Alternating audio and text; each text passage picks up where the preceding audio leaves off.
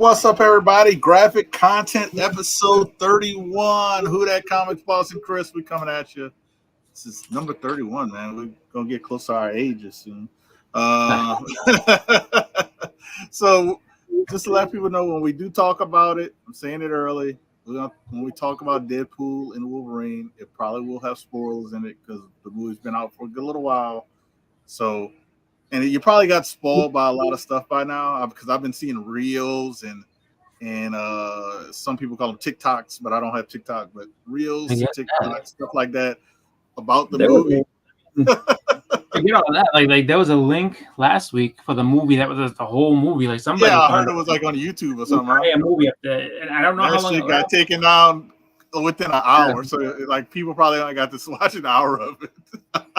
Because I remember when I saw the link, I clicked on it, and it was like the message was still like less than an hour, and then it was like when it said taken down. Yeah, like, it said this is copyright Disney.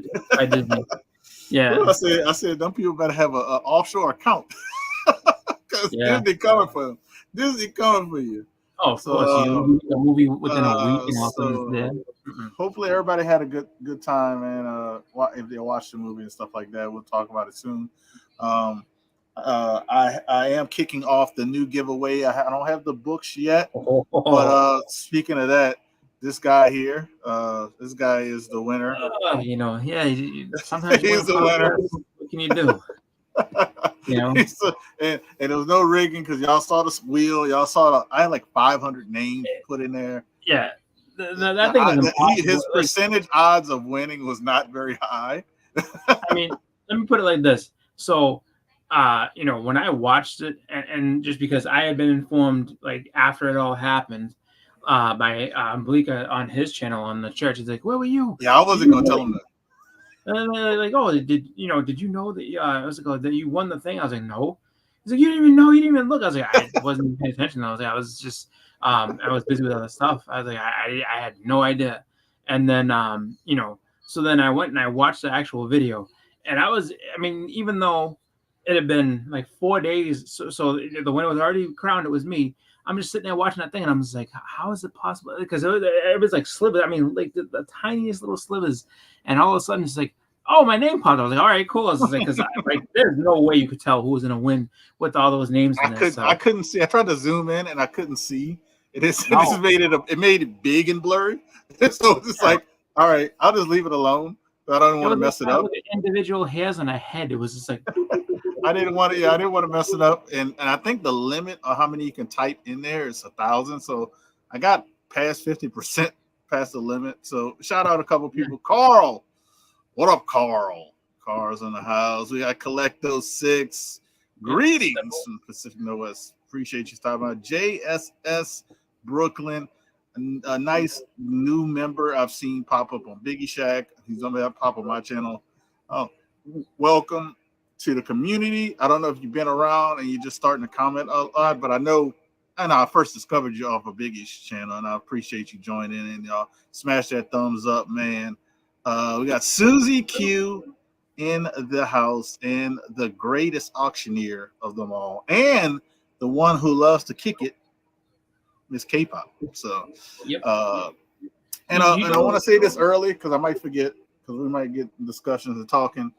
My wife's birthday's tomorrow, so early happy birthday to her. I appreciate it. I'm not gonna say her name, but I'm not gonna say her not name. I'm not gonna say her age, but I'll give everybody a hint. Lordy. But that's the end of the hint. But yeah, happy birthday.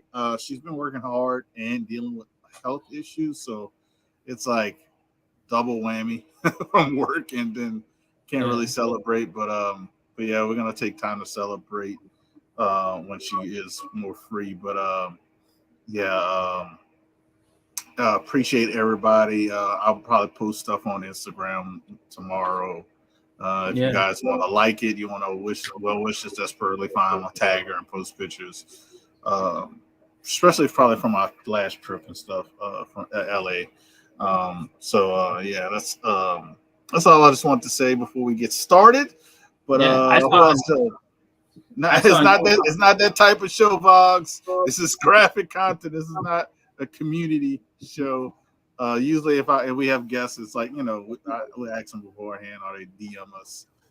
So I saw on a K-pop channel. She was she recruited. She was basically just recruiting some dude. She's talking to him and everything like that. And she started explaining the hunt to him. He's like, "That's right up my alley. I love that and this and that." So hopefully he decides to join us on that. But he seemed really excited. And she's like, "Yeah, they get the show and this is what they do." And the guy's face was like, like he looked kind of puzzled at first when he's like, "Oh," and then all of a sudden she's like, "And they take comic books and they do wrestling." He's like, "Wrestling personas?" He's like, "Oh, I like that." He's like, "I wanted to be a wrestler since I was a kid." I was like, "Oh," I was like, "This guy's gonna come in and kill us all." Yeah, Gacy. He was dressed up like a clown too. He was kind of scary, but I was like, "Oh man." But he was very excited. So, get him in touch with Tony, and he will be a new addition. We'll see. He can get in touch with either one of us, K-pop, if he wants to, and then we can get in touch with Tony, and no apologies it's not a problem at all. Look at this guy here. He wants to buy your spouse some flowers, but he's also getting entered in to the super chat and give away early. So the plan is, I think she has to work Friday. I don't know. Hopefully, it might be late Friday. So the plan is to let you guys know, because I don't think she's gonna watch the show. So I can tell you guys. And the plan is, my daughter's the first day of school tomorrow, so she said that's her birthday present. We can't just do that. But I might try to get my daughter when I get her from school. We might ride to her job. We might bring her some flowers, surprise her, and hopefully she can give me a parking pass, because then I won't be able to. So I don't have to pay to get out. But we might try to surprise her and just give her that, and I know she'd be surprised if me and my daughter does that. So my wife is very simple in the simple things. I know the kind of stuff she likes, and yeah. So yeah, good idea. Step I already kind of had it in mind. I just hadn't talked to my daughter about it, but I know she'll be game. She'll be ready to go with it. So yeah. Thank you very much. But let me give you a little. I gotta get. This guy Bleeker has this video that would fit perfectly for me and me and Chris when we do this show. Anytime we get a super chat, is the $5. Sit your $5 ass down. I'll make some change. The Nino Brown. But until he give me that video, I'll just give you this video.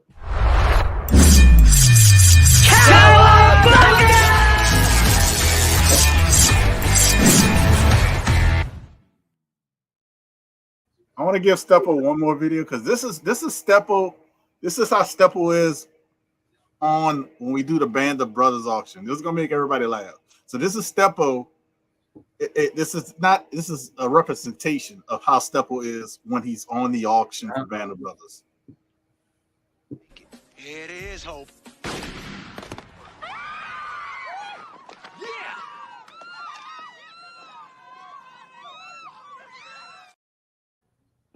That man is a sniper. I thought it was gonna be the RoboCop. I'll buy that for $1. Yeah, no, I wish I had that one. But that man is a sniper like no other.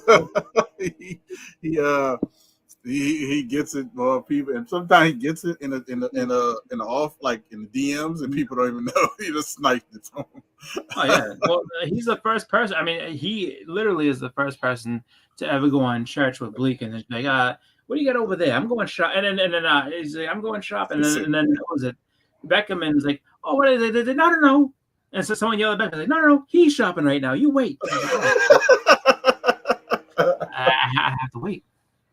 But yeah, it's funny, when he's going through Bleaker's boxes, like you never know what stuff he's gonna pick up, just because of the fact that he buys for his wife, he buys for his grandkids, and he's like, oh no, that's a good, throw that in there too, and then the best part is he knows so much about like the Dell comics and stuff. He's like, oh no, that's a great title. You get I forget which one it was, the one that has the honkers and stuff like that. He's telling us all this different stuff. I was like, I never even know half of this stuff. Oh, that's pretty cool, man. Yeah, I have to say, like, I'm happy I met him on YouTube because he has a lot of knowledge. Like, Oh and, yeah, a lot of of everything. knowledge. Yeah, like, and super nice. Him and his wife super nice. So like, like some people might not hearing the stories. I love hearing the stories. I like history. Oh yeah. I'm a big history person. I love it. It can be history, whatever type of history it is. I love history. So I like when he tells the stories because, on different things. Get that man loved that woman. Steppo. He Oh, loved that woman we because made his hands blush. If his hands could have blushed, we made those blush. He was just like, like the when I you was like, have he's like, I wish I never opened my mouth. when you have to nitpick, and find the smallest thing to be Yeah, wrong with someone, yeah, that means her eyebrows are weird. he feeling it, and he tried to deny the feeling. He tried to Like, do girl, like Eddie Murphy and Boomerang, and he look at the feet. I don't know about them. I can't mess with her no more. Her feet are jacked. Don't let CJ fool you. He likes that girl, and she likes him. Oh my god, That that's was funny. fun. But also check out CJ, man. CJ he did a good I didn't want what was I forgot what it's called. Not the what is he called? The thing he did with Jim Mint. It was good. It was actually good. It wasn't, Oh, it it was kind of like an interview. I mean, yeah. it wasn't like a full like It was almost like a hangout in an interview.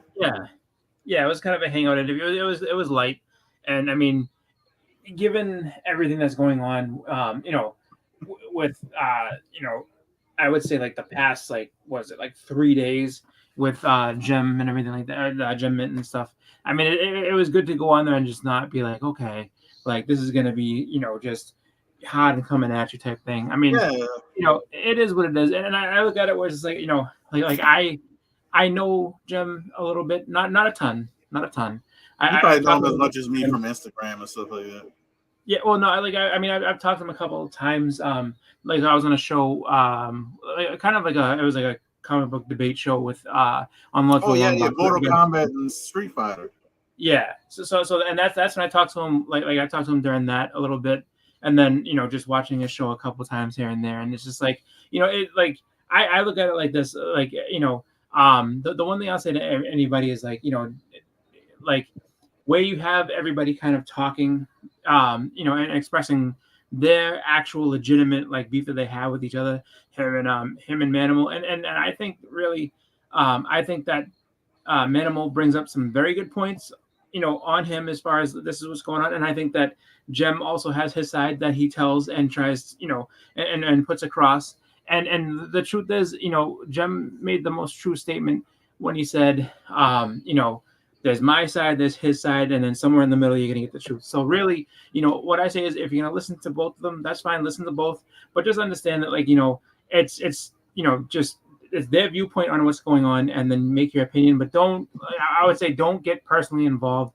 Don't take it to like, oh, this guy's an asshole, or that guy's an asshole. Just because it has nothing to do with us. It's between those two. And they seem like they've kind of moved on past it, and if they ever need to, like, if they need to talk to each other, they can do it. So I just say like there's no need to be tribalistic about it. Just watch it.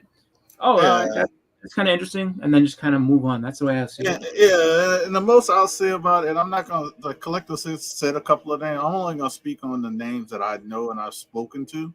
I'm not gonna speak on. You're gonna know which one I'm skipping over if people are seeing the chat. So I know Jim Man. I've spoken to him before a few times, and I known him way before YouTube. I knew him when he was just Instagram Jim Man.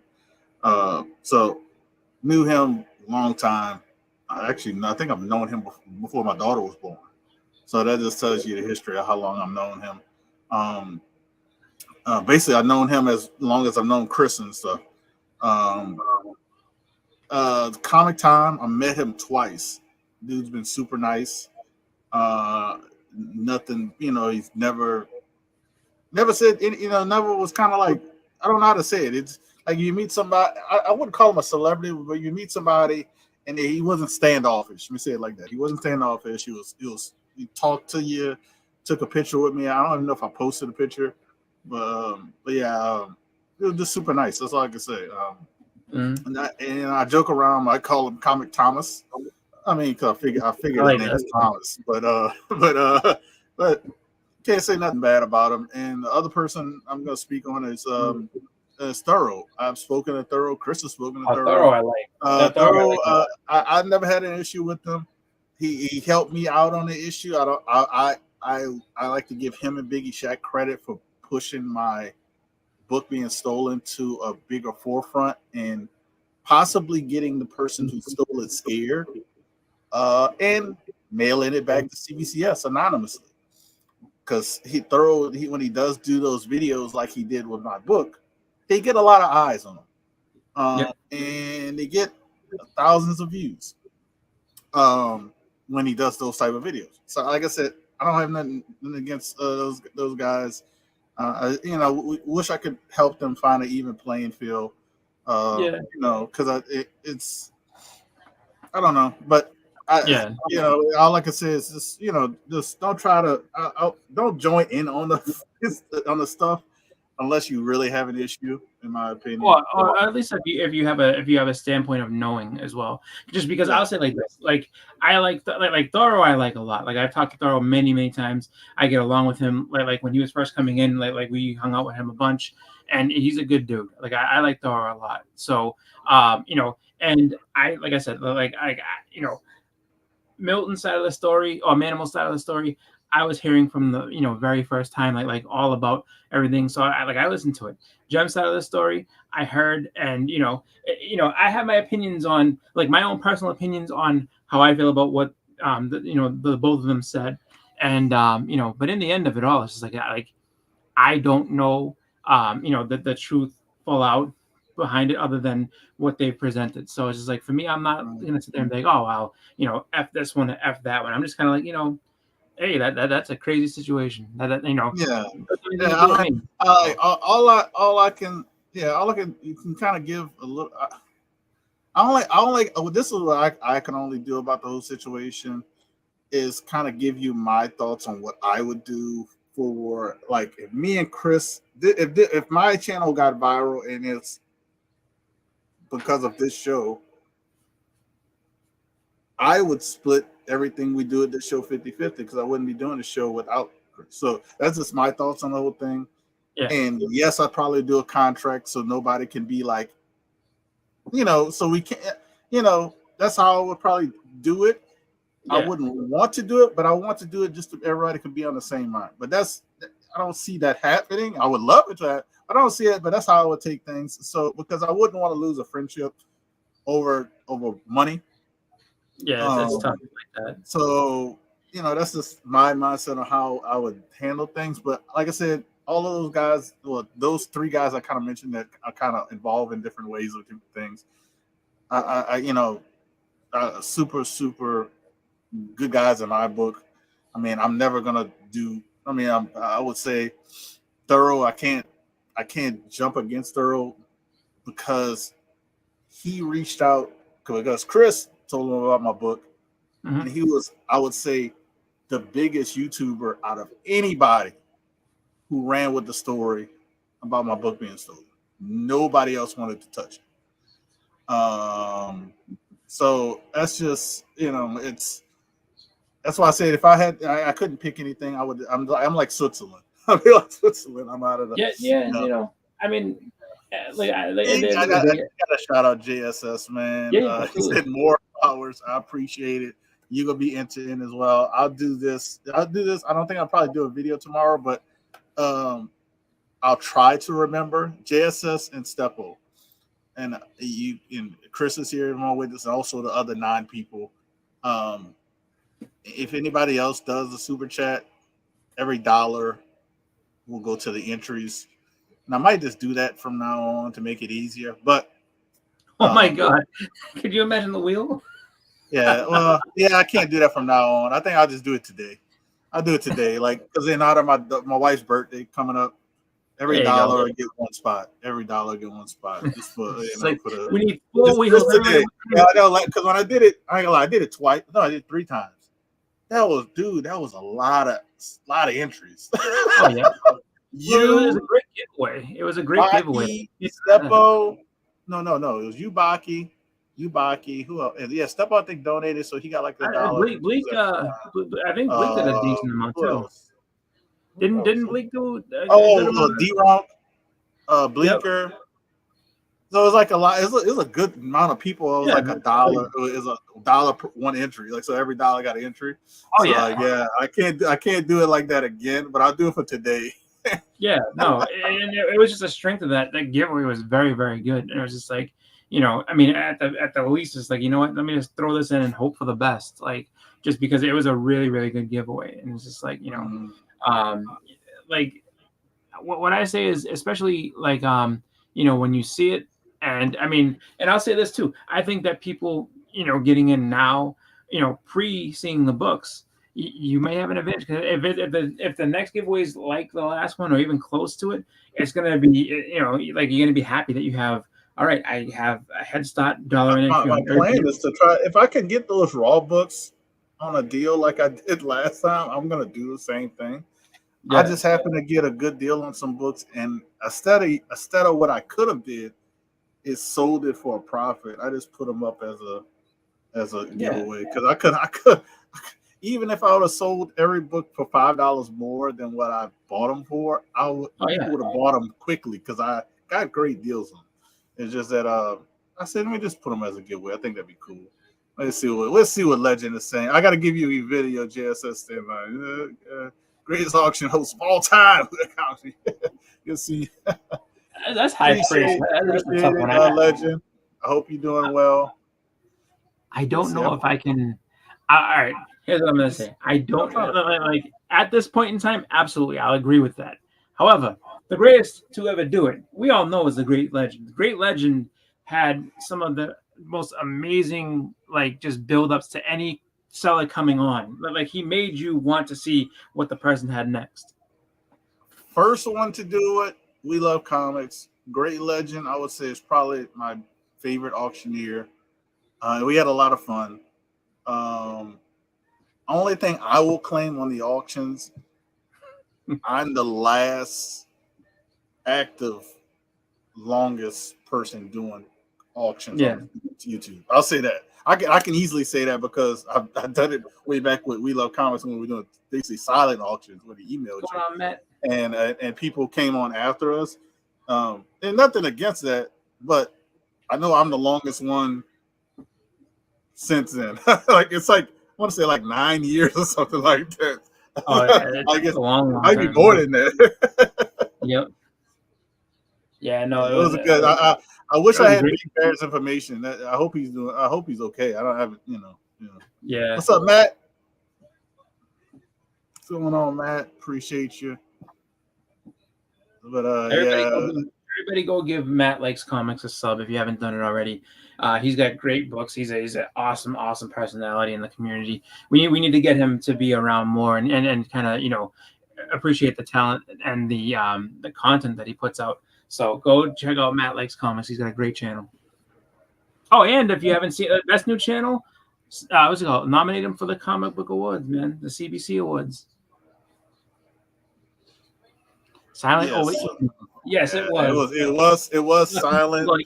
It was slow, but that was at a time in my life where I wasn't married. I didn't have any kids, so I didn't mind doing it the way we did it. I could not do that now. I would only be able to do probably one round, and then I would have to leave. Everybody did it that way now. But that's pre-marriage and pre. What's up, Callie? I didn't even see Callie in here. I didn't see Callie. Yeah, he's in there. What's up, Callie? I see you. Yeah. I gotta give JSS a video. Yeah, we gotta give him. I need some new videos. I need some new videos. I'll give him this one. All right. Hi, I'm Ken Lashley. You're watching Who Dat Comics. Who Dat? Yeah, Ken, man. See, Ken is a big Saints fan. I wish he would come back to New Orleans for one of the conventions, but he didn't have a. It's so crazy. He had a great time in New Orleans, visiting the city and doing everything, but he had I guess he had a worse time at the convention, so he never wants to come back for the convention. That happens sometimes. Like he he always seems to like Boston. We always treat him nicely, which is good. He hasn't been back in a couple of years, and really, I have to say, when you got that video was when you could have gotten his you could have gotten a sketch from him for super cheap. Oh yeah, Like, I got a sketch. $40. yeah, he 40 is. bucks. I mean, and he's 100% worth every penny, but he's expensive. But he does amazing work. It's just And getting on quick his too. He commission knocks list. it out quick.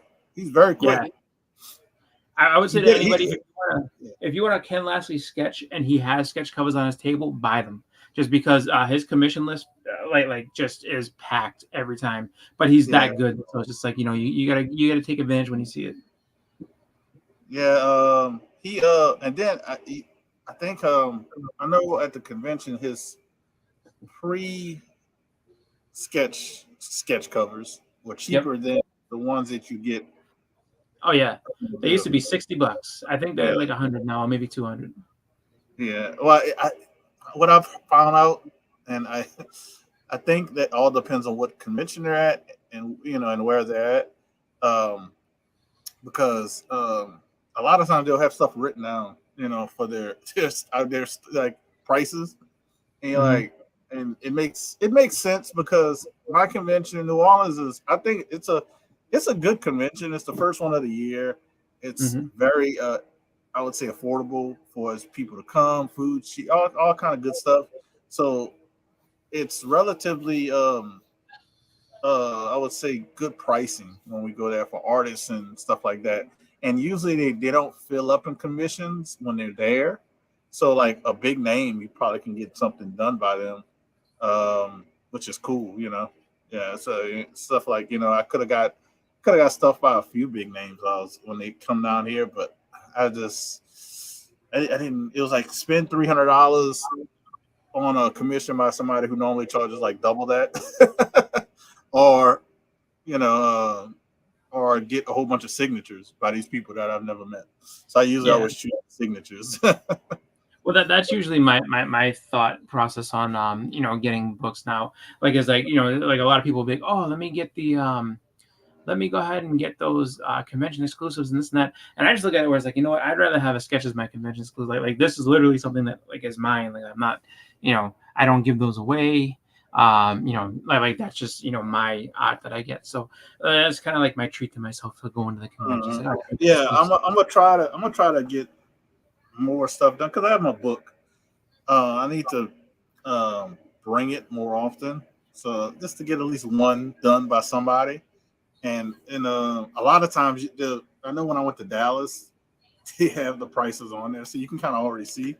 I didn't bring mine to Dallas. I knew what my goal was there, but I'm probably gonna do it next year in Dallas. The reason being is because I have different goals for next convention season, and it's really to save up for Heroes Con. So I'm probably gonna get sketches done in New Orleans and probably at Dallas and not get any signatures or buy any books unless it's an amazing deal that I can't pass up. So yeah.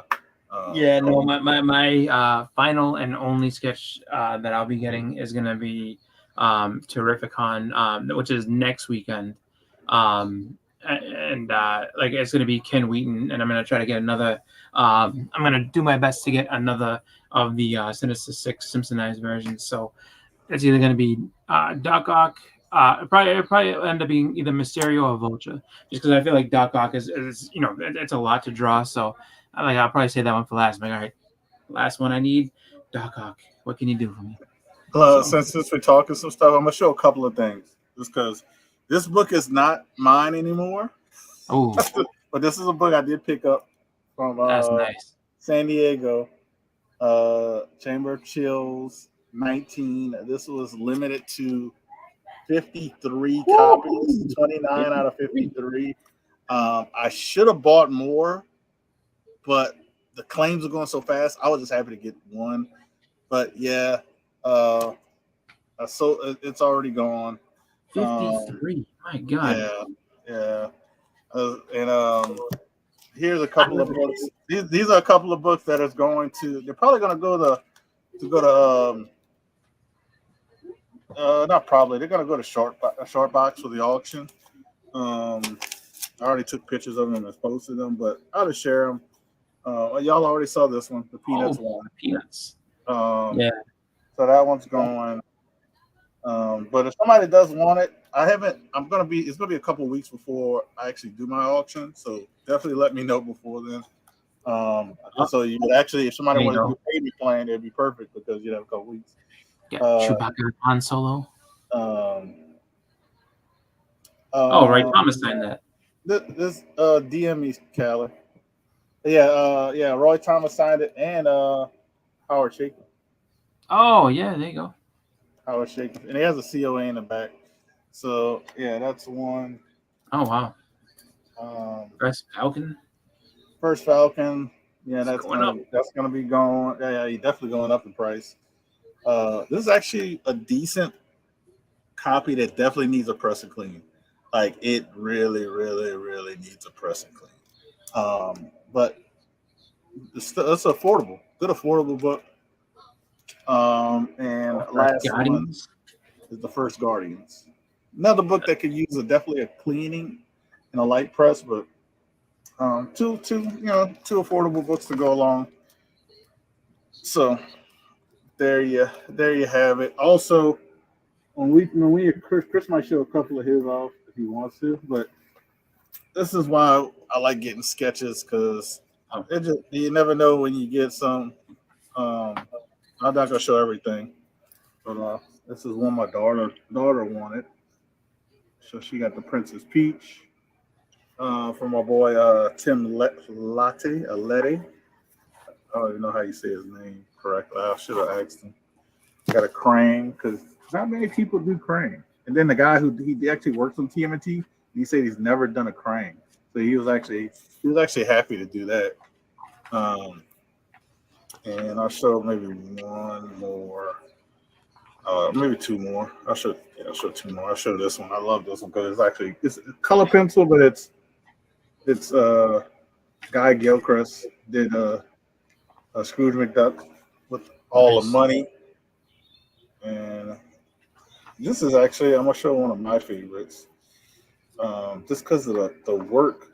Like it looks so nice, and I wish I had the money to get a full figure because Elektra's Daredevil, like it's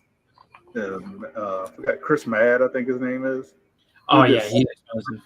Such a great job just on the head area. I wish I could have got like maybe head and bust, but he actually took a long time to do that. It took him 3 days just to do that. Yeah, but it came out great.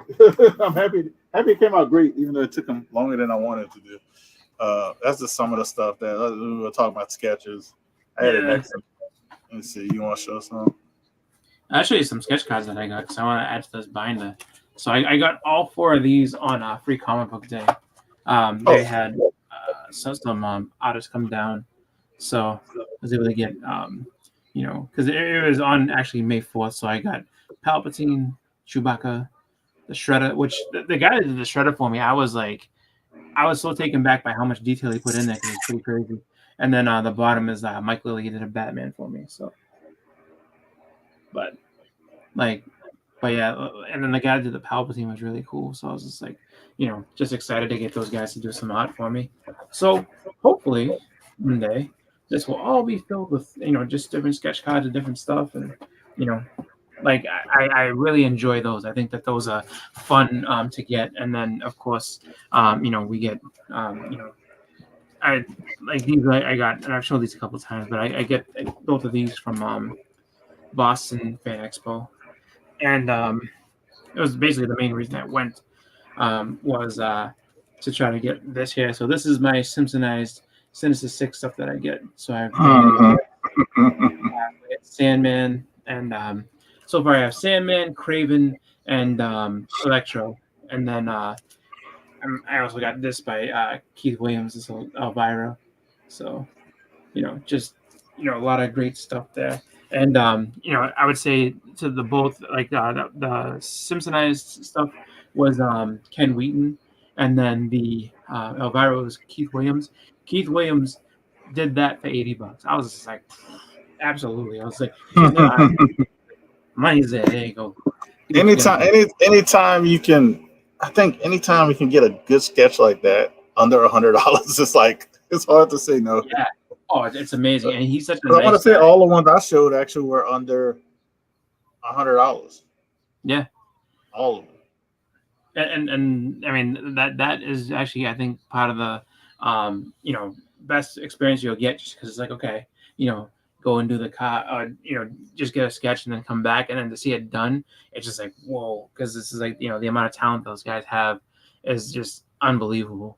So and I like to give people, also people that may not be necessarily full out comic industry artists, but like even some of the, like, if somebody in the artist alley that's like a local or whatever, if they have stuff that's impressive, it's just like, all right, how much is this much, perfect, like give your local artist a shot, because those guys definitely can knock it out of the park. They just don't have the big name attached to them, the industry standard, but like some of those guys are just incredible.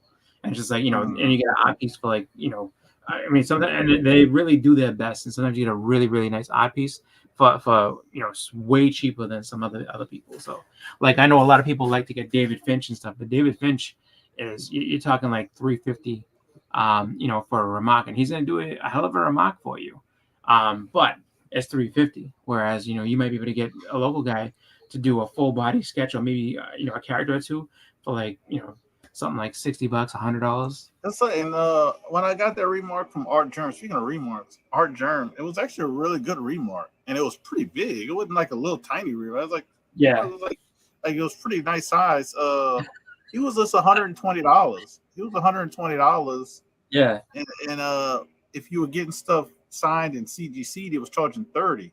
So in my mind, that was great, because it was basically $90. Because anything I was getting stuff CGC, and everything I got signed, I got CGC, which I should have. If I knew CGC was going to do what they were doing, I would have just got the free signatures, because he was actually doing free signed books if you weren't grading, like 3 of them, I think, per day. You live and you learn now. But yeah, he did. It was like $120, and I was like, I couldn't pass it up, dude. I could not pass it up, and I was like, when am I going to meet Art Germ again and get a remark for under $150? Exactly. Yeah. So definitely, I should have got In Hook Lee to do one, because his was under 150. But really, I didn't think about it. But this was at Dallas. It probably different in New York or up in there, different areas. Yeah.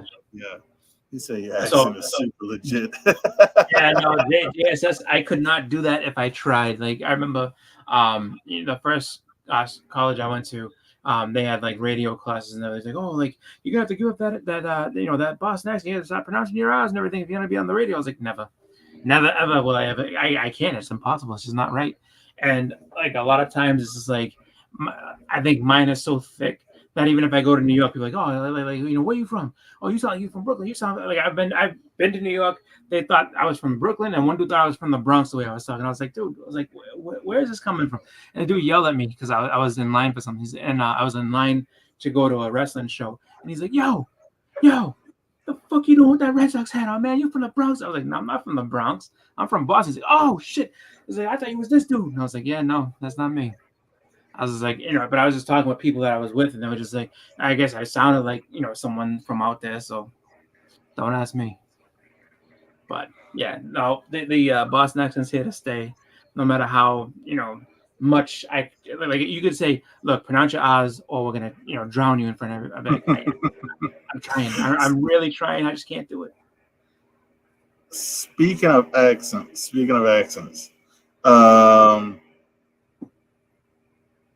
what did you think of Gambit's accent? We're gonna talk about Deadpool, Wolverine. What did you think of the Gambit accent?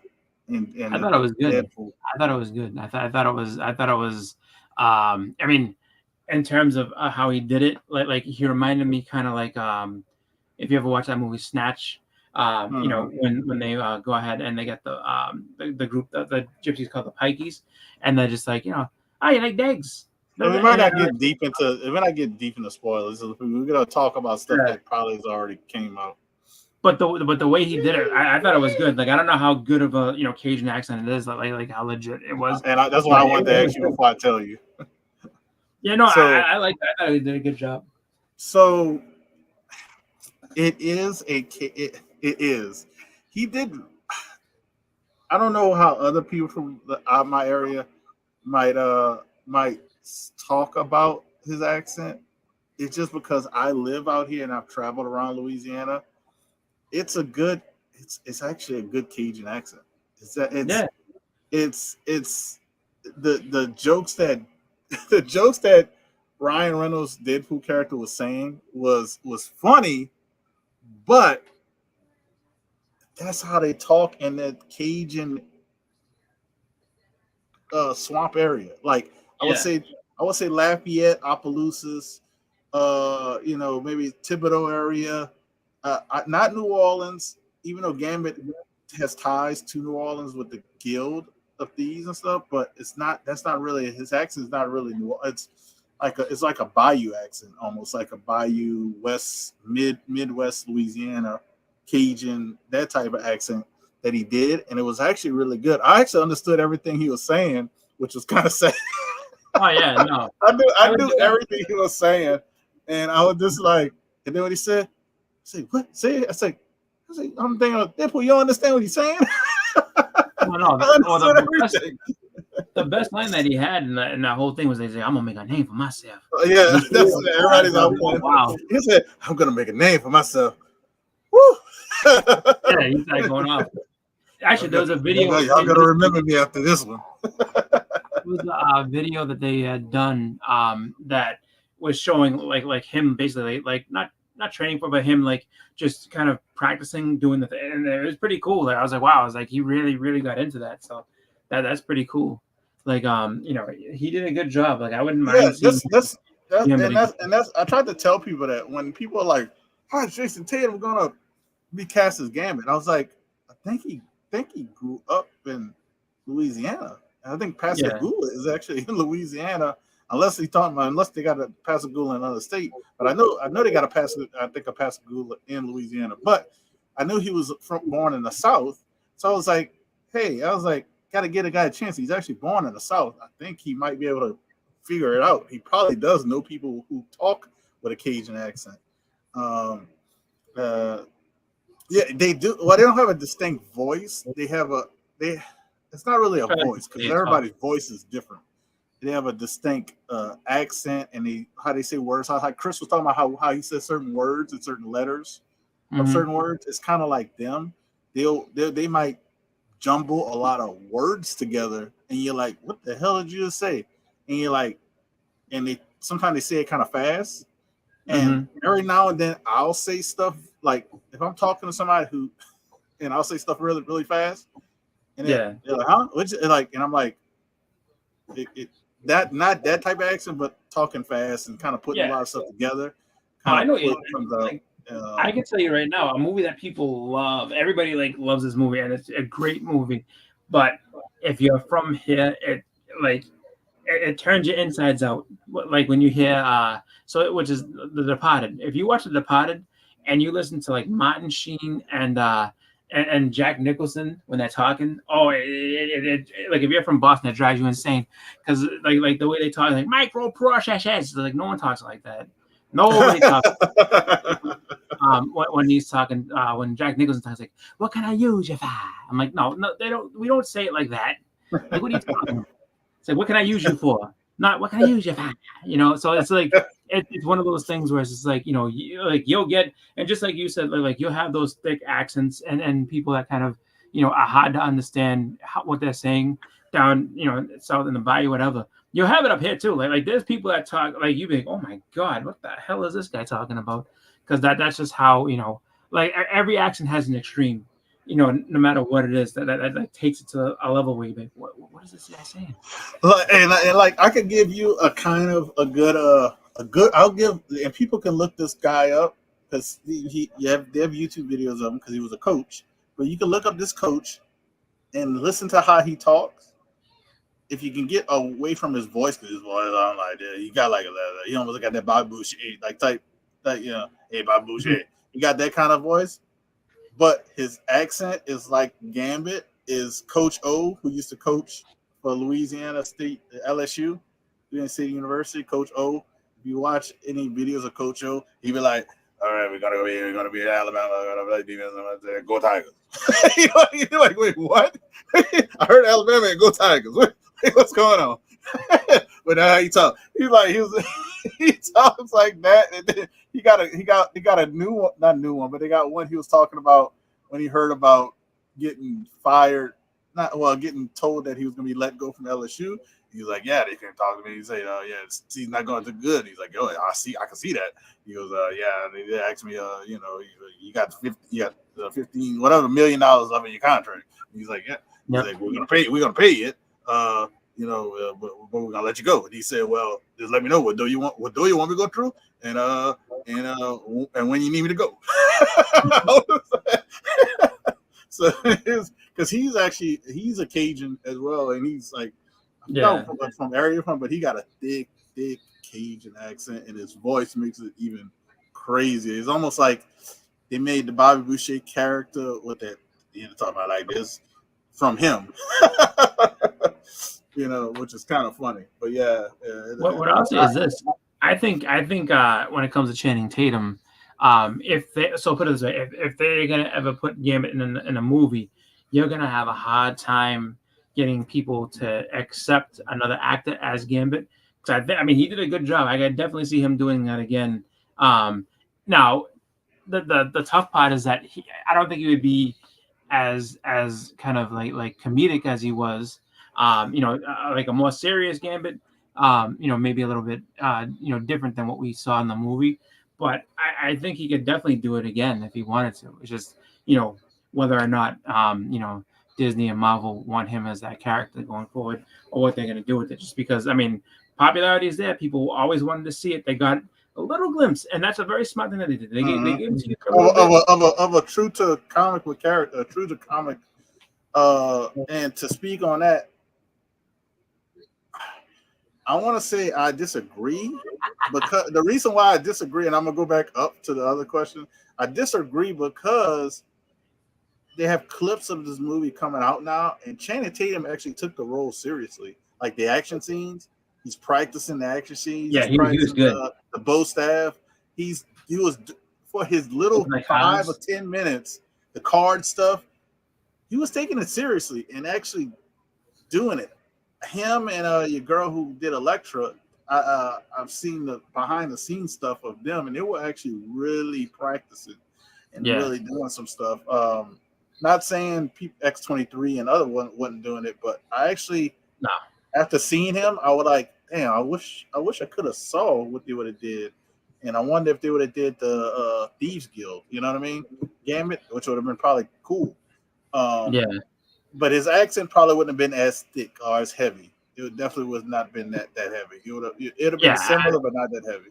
Yeah, I definitely think he was using it as a one-off. I was like, all right, I'm gonna do that. I have to be funny with this too, so let me go ahead and just be as over the top with this as I can. And I think that, I wouldn't mind seeing him again in that, in that role. I think that watching the behind the scenes where he's practicing, like you actually see that, so he practiced with the staff, like he did all the hand movements and everything like that. And then he actually did, when he does the kicks on the ground, that's capoeira. So he actually had to learn capoeira a little bit to get those kicks and when he's on the ground, like and moving around and everything. So, and he was smooth. It wasn't it's very tough to know when you watch one of those movies. Okay, so what's enhanced by like CGI and everything? No, he actually did those moves. He was smooth doing it in the behind the scenes, when he's practicing. So I was like, I say, you have a good actor that's willing to do the role, like put him back in there, because people don't want to see him again. Yeah. To answer, I don't know about Quebec. Cajun, it depends. I know Creole. I could say Creole is a French and Spanish mix.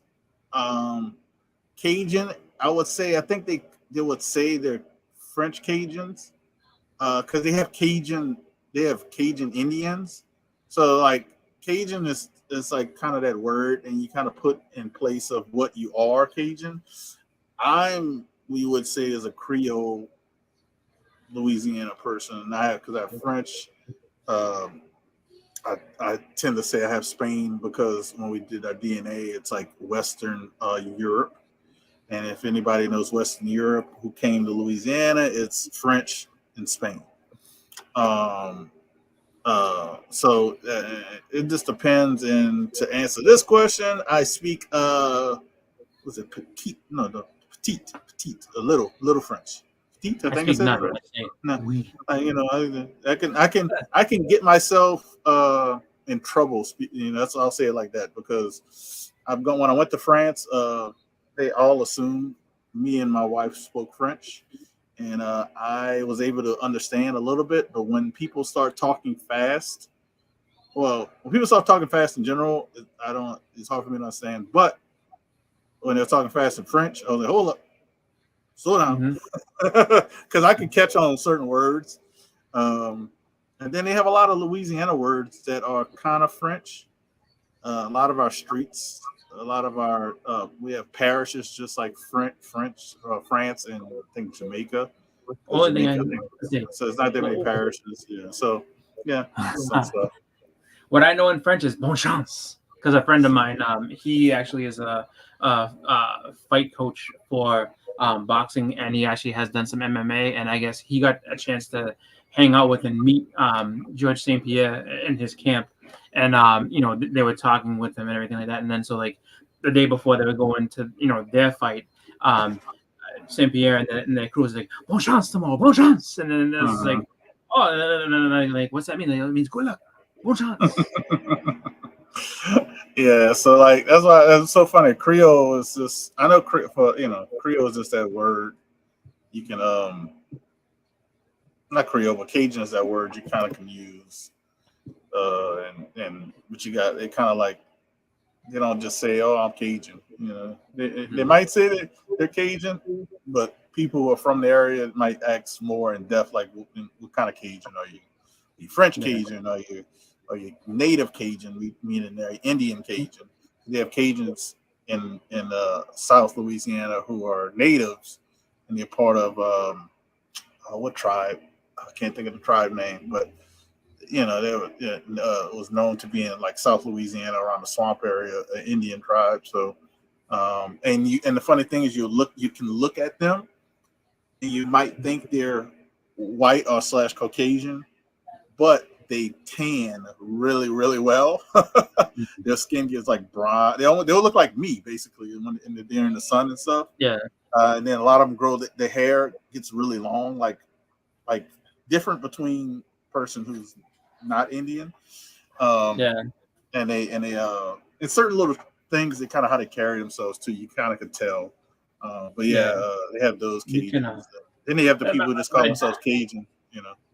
My daughter has that quality too. Like you can tell, like people that don't know, or people that have actually like, oh, like what, she tans very well, is that? But then anybody who knows that like I'm half black, like like they, like our family and everything, they're like, oh my god, she tans super well. And it's like, oh yeah, she, and my wife tells them, they're like, oh that comes from him. She's like, I normally just burn, but like, he's got black. I burn too. My daughter gets a tan, but she still wears sunscreen, but she'll get a tan. She really good. My daughter crisp right up, like she's bronze right now, like she's down in Disney, and I guarantee she's gonna come back just bronze with like, and it's just like, wow, good for you. What's up, Bleak? What's going on, Bleak? How you doing? Oh, Bleak, flash off. Yes. No, put that back so you can see the contest winner again. I'm sorry. Yes. There. This is no. He wants me. Let me show it correctly, so you can see. There you go. There it is. Contest winner and world champ. That bottom line right there. What's up, Sicko? What's going on, Sicko? I wanted to actually, and it's so funny about the movie. I wanted to see the movie again. Yes. I haven't had the time to. I haven't had decent rig. What's up, Loke? Is it Loke a lot? Loke. I know Win is the last name, but is it Loke a lot? I think it's Loke. Loke Win. Yep. That's what I said. Not Fix. When I was going with Fix, we're going with a new word. If I knew how to do the word giveaway, I said, everybody put hashtag Fix and do another giveaway. But I don't know how to do that. But yeah. What I'm gonna say, I want to see the movie again. I just haven't had time to. Same with Yeah, me. I just Like, haven't time to. I know there's stuff I I could missed. have went today, but I was tired, man. Work has been kicking my Yeah. butt. I was very aware of everything that was going on. I was very excited to see everything that happened, but I know there's details I missed. As much as I was like trying to be as eagle-eyed as possible, I was like, I definitely know, where it was, like where like a lot of different stuff was, but I know there's gonna be stuff I missed. And overall, it's just a fun movie. And I'll say this much: I think so there's obviously show stealers in every movie, and I would say if I had to give um, somebody that credit in that movie, Gambit is not the guy who did it. He actually had he had a very good chance to do it. I feel like he was not the one that stole the show. I think Nice Pool actually stole the show. Like Nice Pool made me laugh every time I saw him. I was like, he's hilarious. I like Nice Pool. He's so funny. Um, and uh, and just to say, the real Cajuns are from here. We're just gonna stop all the Cajun talking. The real Cajuns are from here. You know why? Because we put seasoning on our food. I'm just messing. I don't want to start no controversy. I'm just messing around. But no, I'm trying to think who stole a show for me. As far as Gambit, probably would be my favorite because Gambit. I don't know if he stole a show for me, and I was surprised. I'm happy I was surprised. Uh, I was surprised by a lot of the people who appeared in the movie because Oh yeah, me too. yeah, because I'm happy it didn't get spoiled until like probably within the last few days. I would say I've been seeing it a lot, but like the first weekend it didn't get spoiled, so I'm kind of happy it didn't. So I was surprised by a lot. But I would say I'd have to say if I had to pick not a main character, I'm saying Gambit, just because having a guy character that kind of I've always liked when I was a kid. Besides seeing representation that you can relate to, that was a place representation that I can relate to on the X-Men TV show. Like when I watched that TV show, I knew Gambit was from Louisiana. I knew he was from Louisiana. That was cool. Well, the reason like the reason I say Nice Pool is because like I Nice Pool made me laugh. You're right about it. Every time he's on, I never saw him before, so I was like, oh wow, I was like, what the hell is this thing? And then like the way he was, I mean, the fact that he showed up in a minivan, that was hilarious. And then like everything else he did was funny, and it was just like so every time he came on the screen, I was like, oh, this guy's hilarious. Like this is funny stuff. And how was he the only pool character without a healing factor? How is he the only pool character without every other character had a healing factor? The whole thing was really good. And then I have to say, and this isn't. I mean, they showed this, but this isn't like anything that was so far in the way. But like when they're like, no cocaine, like we can't do this and that. And then when they were doing the different names for cocaine, that was funny. Like my favorite one was Forrest Bump. It's like, yeah, Forrest Bump, you can't do that. Feige was specific on this. You cannot do that. I started dying. I was like, this is funny. And the one thing I'm gonna say from when it comes to the movie is that as much as it was fun, it was a really, really just funny and I think good movie. If you see more of Deadpool in the MCU at any point, you can't expect him to be that way. Just because he'll wisecrack and everything else, but he's not swearing and doing all the rest. Only thing I think we could have had. This is me being greedy because they were in the beginning of the movie. They were in the beginning of the movie. Is Colossus and what was that, Megasonic Teenage Warhead, those characters at the beginning. Now, since they went back to Deadpool's time or whatever area, it would have been nice to see them pop in for the Deadpool fight scene, all the Deadpools. That would have been actually really awesome because you already had them in there, and one of the characters is just CGI, so you could have definitely had him in there. But it would have been nice to see. It'd have been nice to. I'm just being greedy at that point because we know Deadpool and Wolverine but it would have been nice to have a bigger group. Yeah, well, the thing is that the way that they explain that well is that you're in that you know kind of that TVA vortex world that they have you in, where Elias lives at. So it's just like you don't know. I mean, you like I don't know if that's a specific area of the universe or whatever, or that basically used to have people, but then Elias ate. Sorry, I keep telling Elias ate them all.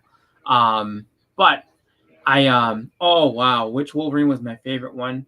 I mean, that's a tough call too, just because you know when they were going through all the different times, and you saw all the different Wolverines that were all throughout, and then you saw all these different comic book covers and everything like that. Like that was awesome. That I liked a lot. I like. I've never been a fan of the comic book accurate Wolverine where he's like this tall. Like that always bugs me because I'm like Wolverine, even though he's like what 4'9" or something like that, he's so much bigger than that as far as like his popularity and just how cool of a character he is. But it was funny to see that. I'm not gonna say like the surprise Wolverine, which like there is a surprise Wolverine in the that was funny. I laughed my ass off when they did that. But I mean, just all the rest of them were really cool. Like all the different iterations of them, and then like how Deadpool when he's interacting with them, he's just like so you're a lot nicer than the other ones because I'd be in a lot of pain if I was one of like, I'm in a lot of pain right now. 5'3", that's it. I didn't get a bucket. I know sometimes I do get Oh, no buckets, bucket. but I didn't get any buckets. I definitely wasn't gonna have to go after the one that was kind of suggestive, being that I have a You know, child still at home. the problem is those buckets. I do have buckets next to me that we have gotten and collected. I have the Yeah. Little Mermaid, the live action Little Mermaid bucket, and these are actually buckets you actually can use as popcorn buckets. I have the Black I have Adam the one, Black which I'm Panther very too. happy I got that one because we're not going to see a sequel, and so I'm happy I got that bucket because and the Wakanda Forever Black Panther because that was just a Yeah, cool one. that one I have. Like Yeah, that I one was got very so. I would have liked to have gotten the Black Adam one, but the only one I have is the Wakanda one. And I'm gonna be like as soon as they released so I want to say the Wakanda Forever one was when AMC was like, oh, you want these, okay. And then because if you look now, they're expensive. Like they weren't that expensive. Like the Wakanda Forever one, I think I was able to get for $17. Now they're like 25, and then they keep going up the more people like want them. So I'm just like, Yeah, you know what? yeah, That's where even I cut it off. I was like, all right, 17 is fine. When I saw that I think it was not the Doctor Strange one, the Mario Brothers one, I think it was. I saw they wanted $25 for that. I was like, no. I was like, now we're done. Now you've gotten foolish. yeah, we got and I do have a Ninja Turtles one. That one actually is pretty cool because it came with a whole bunch of swag stuff inside. So I do have the Ninja Turtles bucket, which is almost like a trash can, like how they made it. It's like made like a little trash can. I had that one. My daughter wanted the Garfield bucket, so we do have it's like a little.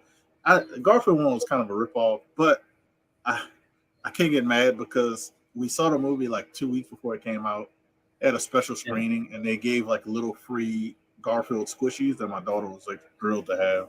So, my favorite Wolverine was the Calverine, obviously. Mm. The Calverine. Can you imagine him as freaking Wolverine? He was huge. He was huge. Well, that was the thing. I was I was trying to keep that. As I was saying, the surprise Wolverine was because it was hilarious. Like the way that Deadpool approached him and everything like that. That was funny. But I mean, it was cool. Like seeing all the different versions of him was awesome. Like they had the Age of Apocalypse version. I was like, that's sick. Like that one was cool too. That's probably my best Hugh Jackman one. But they only had one that wasn't. But that was definitely cool. That one, yeah. And I know some people like at the end they're like, oh, like there was no meaningful end credit scene, and that was kind of and I was like, you know what? I was like, it was his own entity. It was his own entity. Well, that's what I said. I was like, you guys won't quite understand. I was like, that movie is its own end credit scene. Like you're not gonna get I'm not saying you're not gonna get another one, but like it basically told you like, oh, this is what's going on. So these are the characters that are making it into the MCU out of everything else. So it's just like that kind of helped with that. And then it's just like, what are you gonna see going forward? How is Basically, it gonna work? it said we from that movie, what characters are going to the MCU eventually, probably when we get to Secret Wars. X-Men are going, so we know X-Men are going to be there because they went to the timeline where they had the X-Men.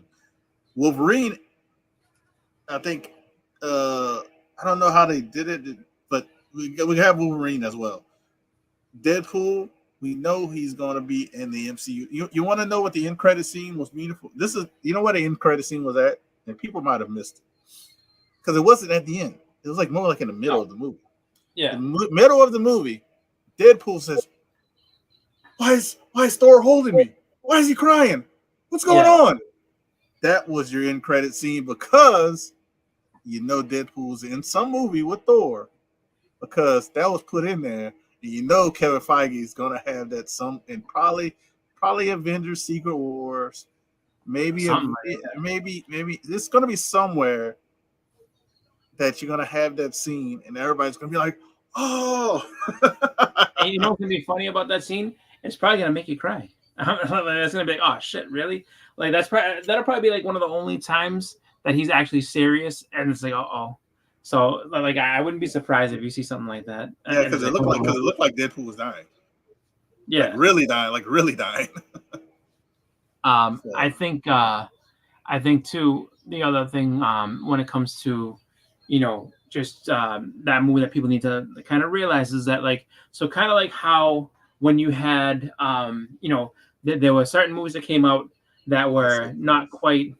All right, I'll give you one. Like Eternals was kind of not even though it wasn't in the previous phase, it was kind of ahead of things a little bit. So it was like, okay, so this is a little bit ahead, and I think that that's what you're gonna find out is that Deadpool and Wolverine, like Deadpool 3, is a little bit ahead of everything else that's MCU related, and eventually they're gonna catch up, and then so that's where you'll see these guys or those characters in the either Doomsday or Secret War, something like that. Like they're gonna be further ahead. So for everybody's like, I want them back again. Like you have to wait a couple of years because it's not time for him yet. They're still kind of catching up to that point in time. And it's not so much the time traveling thing. It's just Deadpool and Wolverine exist in their own plane, and so everything's gonna catch up to that. And then they're basically gonna be able to say, okay, so without full out rebooting the MCU. Here's a reboot of everything. We're gonna restart everything with these new characters, not from a starting point, but just to say, okay, these new characters are involved now. You can see more stuff with these type of characters in it. So that's where you have to wait to get there though, just because they still have a lot of stuff to try to resolve and figure out what's gonna happen. So it's definitely gonna be fun to see where they're going with everything. I know that everybody's kind of still trying to figure out more about the Robert Downey Jr. being Doom and everything like that, and where it's going to go, and is it a bad thing for them to do that because they're just trying to they're recycling things and they don't know what they're doing. I don't think that's the case at all. I think that they understand what's going on. I think that they have an idea where they want to go. It's just we don't know what's going on, so that's why everyone's kind of like, well, why are they doing this? How come this is happening? It's like, what? It's definitely going to be something cool. I just think that we have to give it time to see, what they're doing and how they're going to kind of move forward. And, what's actually happening with the direction of everything based on what we've seen to this point. Just because I think the last new thing that we've had with, the universe going forward was Loki. Loki season 2 was like the next, that was the next progression of everything. So we really don't know specifically what's going to happen with everything else. I'll tell people what's going to happen because they kind of let it out, and some people have not been paying attention. That's why it's going to be funny. That's why it was kind of funny with the whole people were mad at FF about female Silver Surfer. Which is in the comics, but people are mad about that. People were like, "Oh man, why are we getting Galactus this soon?" Oh man, Galactus is after Franklin Richards. Okay, so they letting the cat out of the bag. We're getting like the FF movie. The reason why because we're getting FF introduced into the MCU. How are they in the MCU when they're on another Earth, whatever. They're on Earth, whatever. They're on in a different universe. They're going to be brought into the MCU some kind of way. We're going to get the timelines overlapping. And they're going to have the incursion. Everything in Secret Wars is going to cause all that. They're going to be in the regular MCU. Who maybe their minds get erased, or I don't know how that's going to be explained. But they're coming to the MCU. We're going to get the FF. Then we're probably going to get another storyline with the real Silver Surfer, or people like to call him the real Silver Surfer. Then we might get the Galactus, the real Galactus, who's not looking for Franklin Richards, the Earth's, the planet-eating, killing Galactus. We're probably going to get, and that might be the Galactus Saga we might get. They kind of had that hat out of the bag, and you kind of could figure it out from the Deadpool movie, because Deadpool's not on the main timeline. He's not. He's on Earth. They said it in the movie. I can't remember what Earth, but he's on a different Earth. I think he traveled. No, or he might have did it on his Earth, but he applied for the Avengers or whatever. But he's on a different Earth plane. So a lot of these characters we're gonna get an incursion. We're gonna get everybody into the sacred timeline. And that's what's going to end up happening in that, I think, because this FF movie is like a period piece kind of in the 60s, but it's a futuristic 60s. It's like the 60s if it was, I guess, 2048 in our timeline right now, because with all the futuristic stuff, but it's going to be the 60s in their timeline. So it's kind of weird how they're doing it, but I understand. And the Doctor Doom we're getting, they said he's gonna be Victor Von Doom, but I don't know what storyline we're getting, what version we're getting.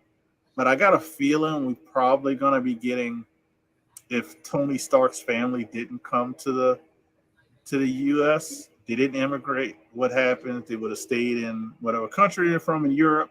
Because if people don't know, in America, there's only one native race, and that was the Indians who were here, Native Americans who were here.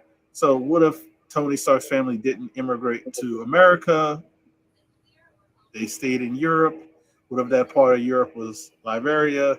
He became high-powering family, and then he rose into power and became Dr. Doom.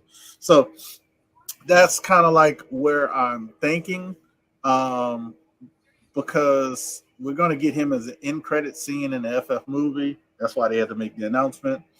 We're also going to get him. I think FF is going to end some kind of way that they get put into the current MCU because of the Avengers Doomsday. I think something happens. They're going to get thrown into the MCU. Doom is going to be following them and get thrown in there. And because that first Avengers Doomsday movie that Doomsday movie is going to show how powerful Doom is, or this version of Doom is, which he probably going to turn into God Emperor Doom. Because I think he's going to kill some people in that first movie. Probably, yeah. And he's going to kill some people and beat the crap out of a few. I think that's what's going to happen. And it's going to start off like that, and then you're going to have like whoever's left hero-wise, and they're going to have to make a new Avengers team or whatever. I got to feel he might beat the crap out of Captain Marvel, because she's supposed to be one of the most powerful. Probably going to kill Pepper Potts, because that'll make a stand. Like if he beats up Captain Marvel and kills Pepper Potts while she has her rescue suit on, I think people will be kind of shocked at the beginning. So some ideas I'm kind of thinking where they're going, but yeah, people don't need to be freaked out about the Silver Surfer, because I think we eventually will get the Norrin Rad Silver Surfer. Yeah, like you get the Shia Bowen, but like, and the thing that everybody forgets in that story is that she dies at the end of that story, so it's not like she's just and she went on to have more adventures as Shia LaBeouf, and no one remembered who Norrin Rad was, because Norrin Rad wasn't dead. And actually, in that story, there are two. So it's not like she's the only one. Like there's actually two surfers in that one, and she ends up dying. So it's just like I think that when everybody like first saw it, of course everyone's freaking and really, it's one of those things where it's like, I can understand on the one hand being like, you know what, we're just gonna mess with people just because they're already antsy and being stupid, and I think that sometimes like people think that oh, I'll troll Disney and all this stuff, and it'll be fun because they'll get negative reviews and we'll say all this mean stuff about the upcoming products and everything else. It's like, what are they're human beings too. What if they're like, you know what, we want to see these people's heads explode?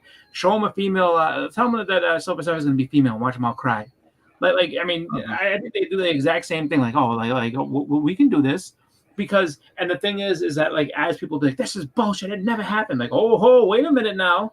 There's a whole library of comics where a bunch of shit happened that you didn't like. And that's the thing. Everybody thinks they know everything about comics. You don't. I don't give a shit how many comics you have. I don't give a shit how many of you've read. You don't know everything. You can't. It's too much to know. They've been around for too long. So there's a lot of fun things you can do. I mean, I can tell you, if you just went through a bunch of what if stories, even though, yes, they're single self-contained stories for the most part, there's a ton of stuff that's like, oh, this is very different. So I mean, and those are all fun stories to read. And they can go a million different directions with that. Like, it's all over the place. So I think that, really take my, what happened to that? My daughter happened to that poster when she was little. She used to sit there and she would just run by it and just rip it to pieces. So it's just like, it's all right. I mean, it's seen better days. What I should have done, honestly, but it probably would have got knocked down a bunch of times, is the next poster I put up will be inside of a frame. So it's just like, okay. And it won't be a glass frame, it'll be a plastic frame so that if it falls down, it doesn't break. But, I think that really, Marvel needed to be, I think Disney and Marvel needed to be a little bit self-aware on that choice too, just because it's like, you're kind of inviting the criticism at this point. Like, why don't you just tone it down a little bit? Don't make people lose their minds. But then again, if you're out there like, no, I want to see people, yell and scream, I'll do this. It's like, so it's just like, it's a tough, like, it's a little balance that I think that they do. And I think that, really, I think we'll end up liking where everything goes. It's just taking longer to do it. And it's, it really is kind of a tough thing where it's just like, it took all that time to build up to Infinity War and Endgame, and to know that you have to start all over again is tough. And I think a lot of people really got sad when it's like, oh, really? So we're not going to have high quality movies like this again? Because it's like, I mean, they're going to put the quality into the movies that they can. It's just, the thing is that like the story just isn't there yet. So you got to let it build.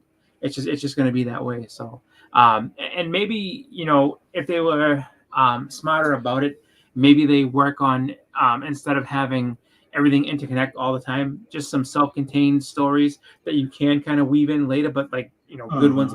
Oh, these are great. This is incredible.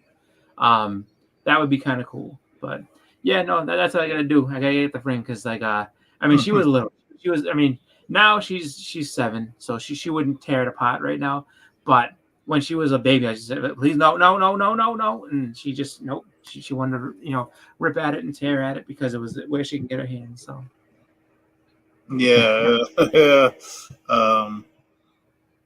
That's why on earlier videos, when I moved to this location, I didn't have anything behind me. I just had a big. My daughter was small and stuff like that.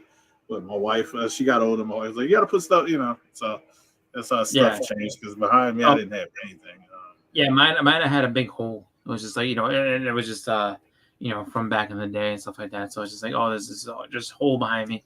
So a friend of mine was like, "Here, take this poster so it doesn't look like you live in a rundown shack." I'm like, okay. So then I put it up, and like, hindsight being 2020, I was like, I should have got a frame for that. That would have been much easier to deal with, but I didn't. Yeah. His daughter got excited. Carrying Fireman, Rescue Girl. Oh yeah. Rescue Boy. That was funny. What was the other name? Rescue Boy. So just to give it, it's Rescue Man, Fireman, Rescue Girl, and this guy right there. He's the best name that she came up with. She was little too. I think she was like 3. She's like, and that's Big Bad Barry. I'm like, you know what?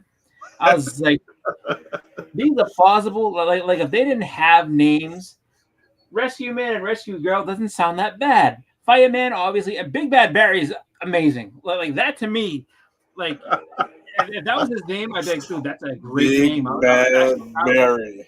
When she said that, I was so proud of her. I was like, wow, that is a great name.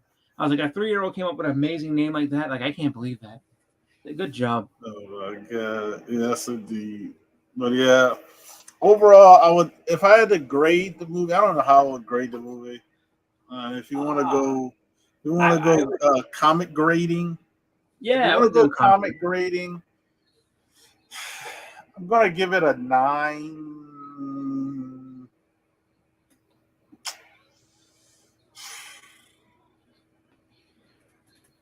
Say a 9.2. Okay. 9.2, 9, maybe 9.4, 9.2, 9.4, that range. I would give it. I give it.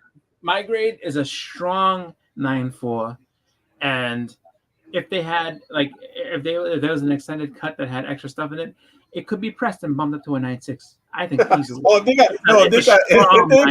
got that, mine is definitely going to 9.6. Absolutely. If whenever it comes on Disney Plus, if they got like extra scenes, blah blah blah, whatever it is, or if it's only on the DVD, because I think after this year there's not going to be any more like I think those physical copies I heard are going to be going away. So if it's only on the DVD, I probably will buy the DVD. With the special features and stuff, but yeah, mine would probably go straight to 9.6. It would I'd be 9.2, 9.4. No. But yeah, I'm giving it a strong 9.4, and like it wouldn't take much to press it to a 9.6 for me. I'm just like, look, I was like, this is a strong 9. I mean, it's right there. Like if I can give it a 9.5, I give it a 9.5, but it's a very strong 9.4. And you saying that, I forgot about that. Where they're just gonna get like what they're going to be, discontinuing DVDs and just going to digital. That makes me kind of wonder, like, oh man. And I'll say that, like, I know a lot of people are there's a lot of people that are very, very, very heavily invested and like to have physical media, just because the one thing that happens with digital all the time is that they can take it away, like very easily take it away and manipulate it, change it. But or they can move it somewhere else for what they call it, a licensing fee. So that is more so liable to happen for stuff than anything in today's world. I remember there was the first movie I remember there being a big controversy with was when I was younger, was The Breakfast Club. And I remember, like, I guess if you had seen it in the theaters and you had seen it, or if you had seen it in the theaters and had it on VHS, during like the 80s and everything, I guess there's a scene or two that they took out when it got to Blockbuster and you could rent it. They completely they removed a couple of scenes or something like that, and then people were just like, dude, this is not the same movie. Like, they're missing these scenes, like, and then all the subsequent releases, those scenes are gone. So they're like, what, I can't like own that original movie. Or the Star Wars ones where they were just like, that was a big deal when they put the slave scenes up. Well, not even just that, like when they had the when they had the theatrical releases, where it's like, okay, because you can only have the enhanced editions, the George Lucas ones, they added shit and took stuff out. And when they had put those, they were just regular DVDs, but when they had them with just the with the theatrical releases behind it, it was like, oh wow. Like, I remember that DVD set sold out super quick because people wanted to have the original ones that, like, supposedly were destroyed and he couldn't find anymore. So but that is something that, like, I'm like, oh wow. So now they're getting rid of those. And there's a bunch of, I mean, obviously I haven't bought an MCU movie in a long time because of the fact that it's, somewhere on some streaming, Disney Plus or something. And, to know that they're not going to be doing that anymore is pretty significant. So, it is pretty crazy because, you'll never know what they'll change. Or like if you just see something on streaming and you don't have the actual original copy to look at, you can't reference it. Like, oh, look, they removed. Somebody will go on YouTube and do it for you. But I think that is definitely there's always a good argument for physical media, even when it comes to like music and streaming and everything like that. Like to have your own physical copies of your music and everything else is great.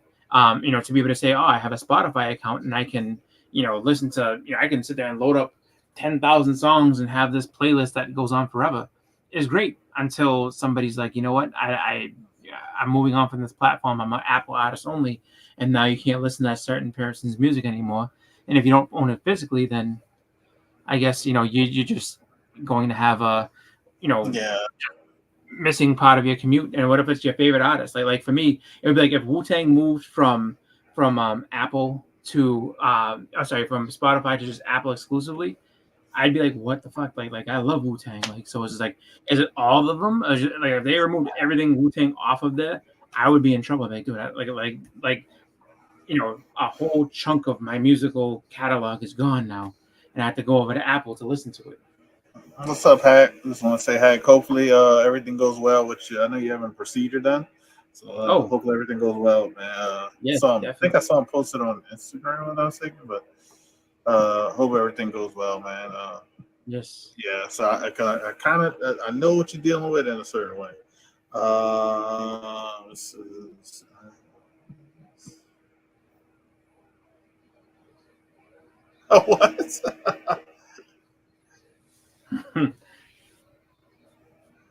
I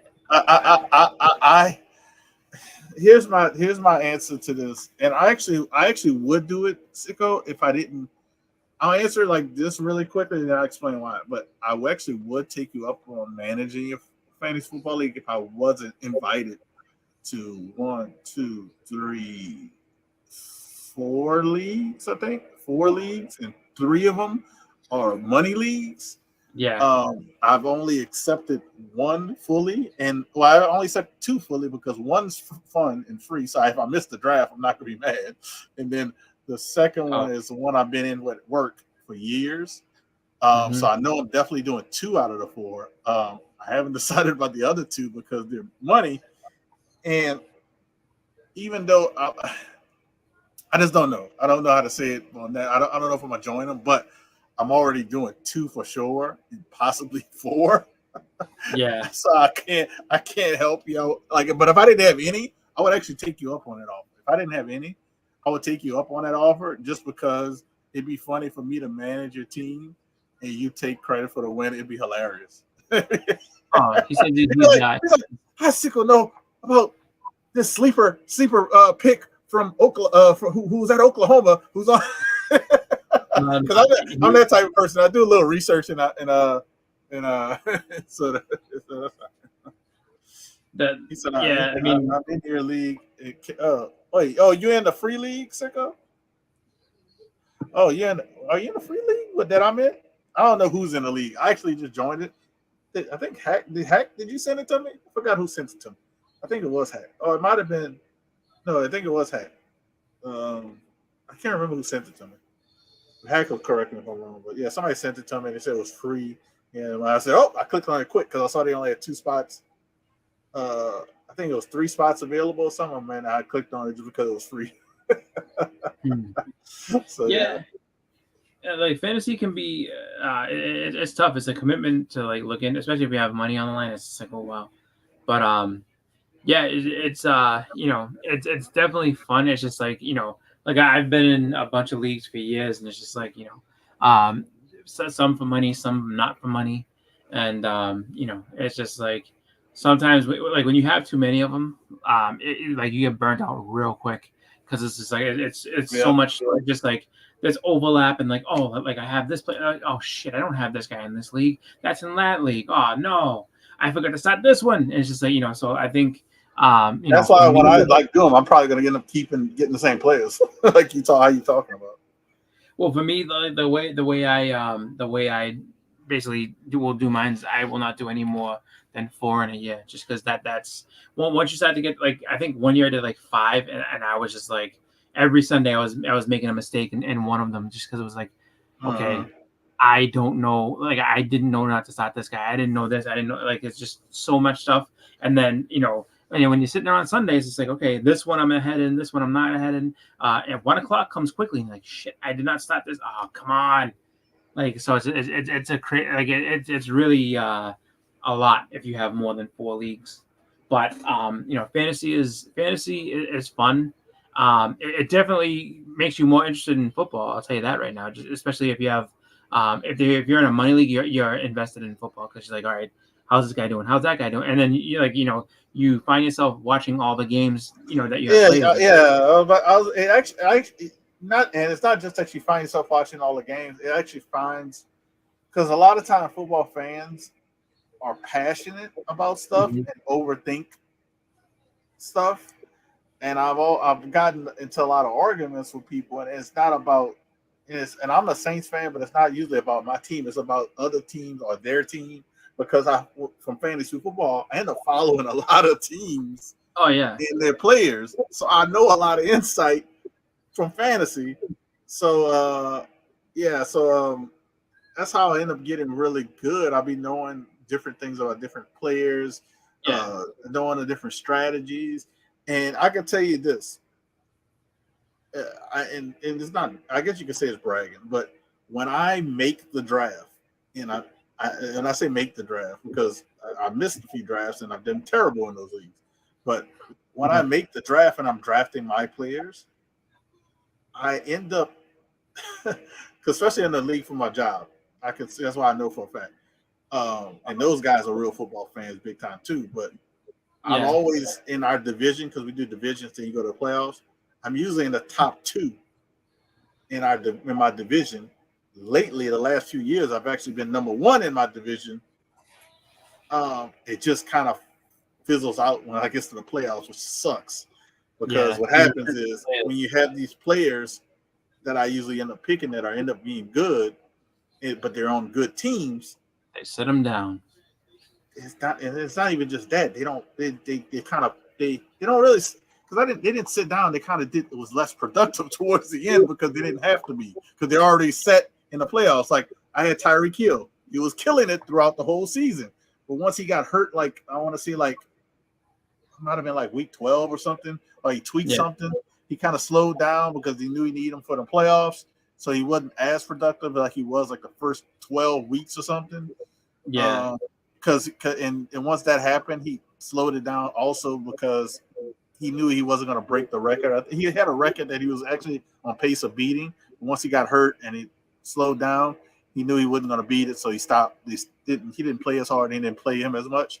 And then I had other players that did great, but they weren't catching touchdowns. Like I had what's his name for Eagles? Not AJ Brown, but the other receiver.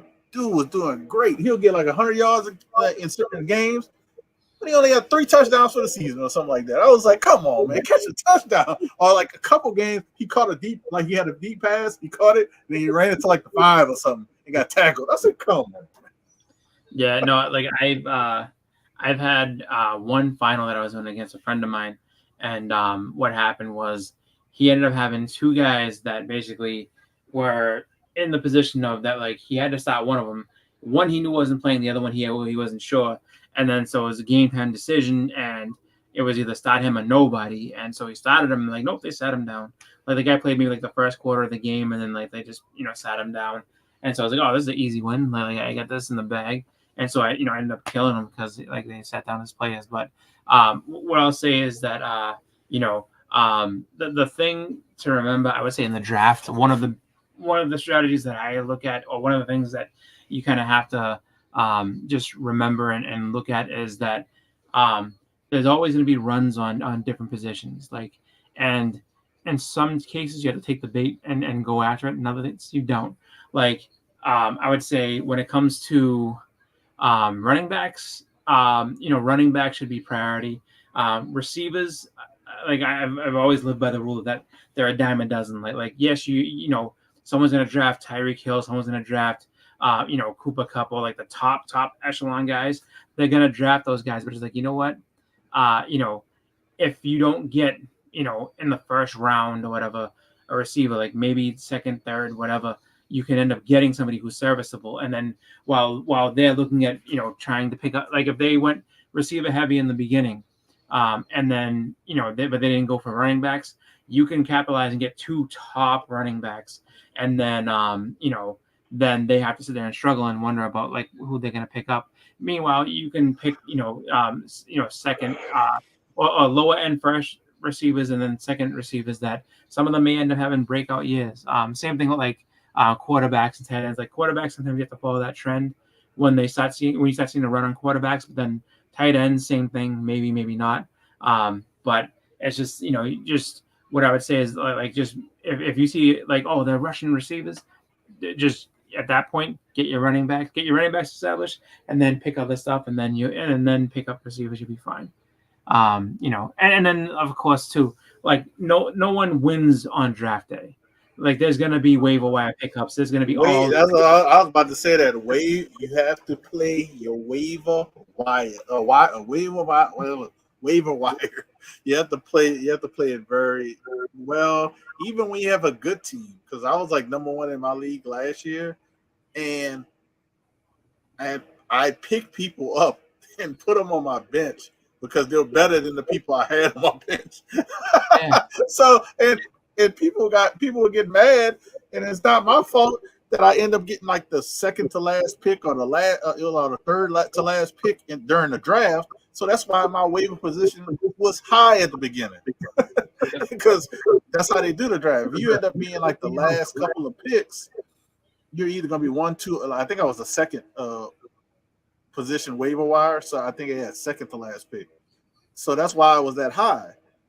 And people were mad because I was like, I picked a player that they could have used better, but sorry, if you want them, but they don't like people. My other league, they don't like doing trades. They do them, but they kind of don't do them as it's not very often. You always have 1 or 2 trades in my league, but it doesn't happen often. I don't want. I don't want to get too deep into fantasy football. But it's a lot of fun. If you've never done it before, it's a lot of fun. It keeps you into it.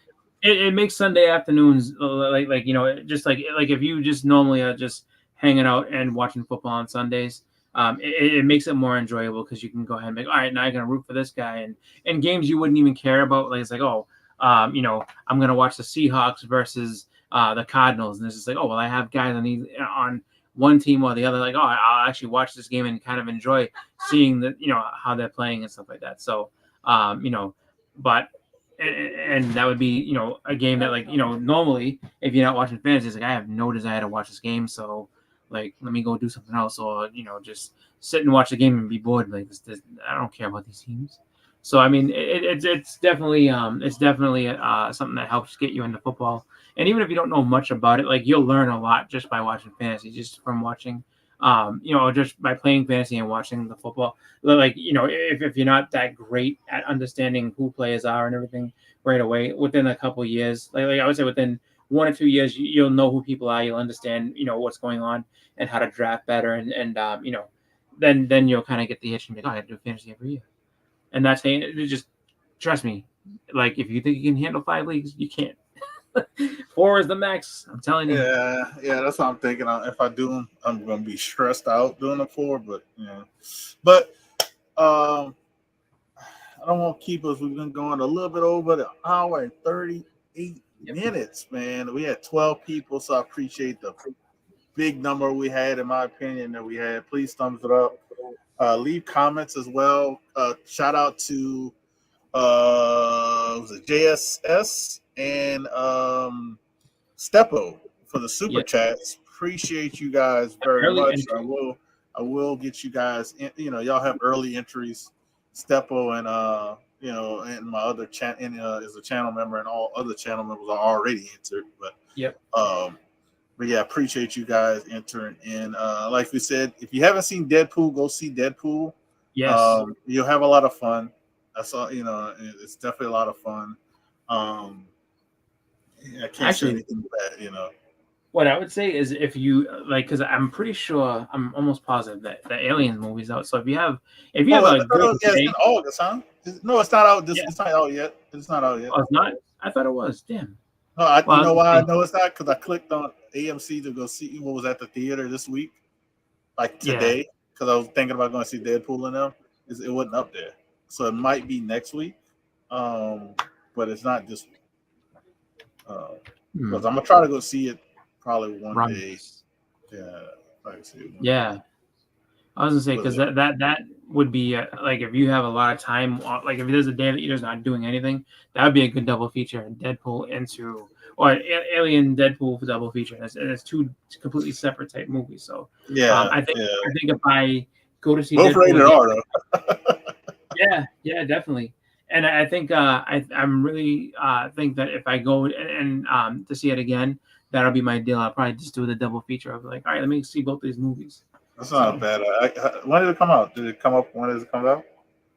Let me take a look because I think I don't know exactly, but I'm sure I can find Definitely one that whenever you see it, I'll probably see it too. Oh, okay. It comes out August 15th. Oh, okay. So that's next week. Yeah. So next week. So I mean that's actually not bad. Like I unfortunately wouldn't be able to see. I wouldn't be able to do it next week because next week is Terrificon. But that is not a bad little time to sit there and be like, you know what? Let me go ahead and double feature these movies and have some fun. So that actually comes out Thursday. Yep. Next week. Next Thursday. All right. If I have a good time, I might see it Thursday. If they have a good time, because I know it's still technically the summer, so they might have some early times. I know once the school year really kicks off, like seeing a movie at 1:00 or 1:30, kind of on a weekday, it kind of disappears. But yeah, I'll try. Yeah, it's definitely one I'll say I'm gonna go check out. We definitely can talk about that whenever you see it. He's on a Terrificon, so yeah, definitely. If you go on a Terrificon, check him out, shout him out, say what's up. I'm going to Comic-Con this weekend, so that's Saturday and Sunday.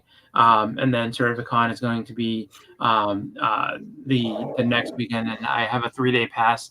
I may do Friday and Saturday. I don't know, just because like it would be traveling down to Connecticut twice. But I'll definitely be down there, and I probably will do Friday and Saturday. And that's going to be a fun one, just because that is just a huge gathering of a lot of different people. So all kinds of YouTubers and Instagram people from the Northeast and just, I mean, all over the world really, but like it really is a good, I would say it's, I can't compare it to like Heroes because I've never been to Heroes. That won't happen until next year, but I would say for the East Coast, outside of New York Comic Con, I think that's probably the Northeast. Outside of New York Comic Con, I would say that's got to be the number 2 biggest one. Is Terrificon. Yeah. So all I got going on coming up is the Hunt Friday. Yes. Church Sunday. Sunday. And I don't think I'm doing any pop-ups this week. Stay tuned for next week, maybe next weekend or something like that. Happy birthday again to my wife. Yes. Happy birthday. And August 24th is Band of Brothers auction. So you guys have a good one. I'll drop the link in the chat if anybody wants to join and talk, but we're out of here. Vogs, come see us. Peace. Think positive. Never show any sign of weakness. Always go for the throat. Buy low, sell high. Fear, that's the other guy's problem. Nothing you have ever experienced can prepare you for the unbridled carnage you're about to witness. The Super Bowl, the World Series, they don't know what pressure is. In this building, it's either kill or be killed. You make no friends in the pits and you take no prisoners. You son of a bitch.